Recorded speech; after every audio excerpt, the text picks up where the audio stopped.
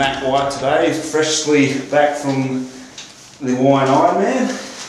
Fantastic race, Matt. How was it? Enjoyed the experience? Yeah, it was really good actually in terms of racing as a professional in my first World Championships. It was definitely a shock to the system.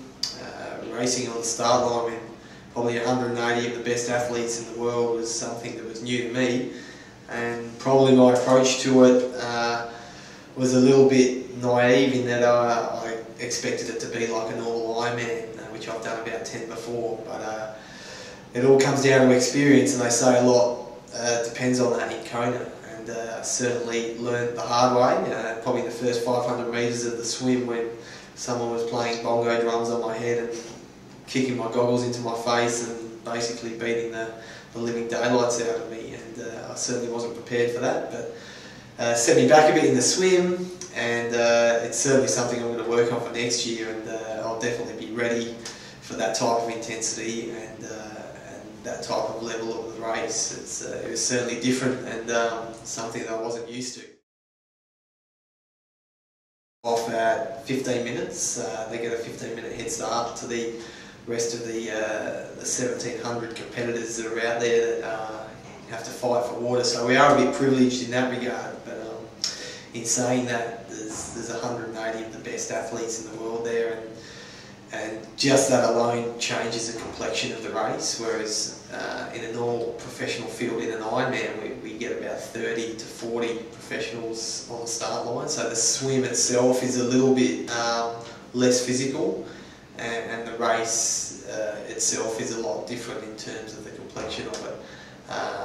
But yeah, like I said before, it was a definite shock to the system, and as an age group, there's definitely some fast age groupers out there, and I know there's some fast swimmers, which is good to start away from those guys and have the 15-minute head start. So it was definitely different, and I'm certainly pumped for next year, looking forward to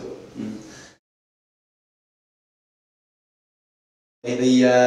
The race in Hawaii, I would probably class it as closer to an ITU style type of racing as an Ironman can be, in that you have to swim fast to be out of the water in that top 20 to 30, because there's so many good guys that they ride together in that front pack, obviously legal of course, but they're all pushing each other along. So if you get caught behind in that swim, it can be costly for the rest of the day. Even though in saying that, there's some strong cyclists, ultra strong cyclists out there in the professional ranks that can make up that time. But in saying that time that you're trying to make up can be costly on the run, because the run is so hard in Hawaii and so hot. I did notice a few things though in terms of the professional division on the bike riding, in that a lot of the heavier, powerful, stronger guys were just cutting through the wind, and the downhill part of the course, especially on the way back from Hawaii on that long downhill, I got overtaken by some absolute animals, and I swear to God they were pushing a 58 tooth chain ring, and I ran out of gears, and I was riding with a couple of other guys who were about the same build as me, and we just got left for dead. Guys like Anil Johansson and Michael Weiss, and they would probably be pushing about 85 kilos, these guys, and they were huge. And it definitely helped them on the bike ride, but in saying that catches up with them on the run, and I think I passed them on the run at the 20k mark, and they were lying on the ground. So it's a funny race. You can push.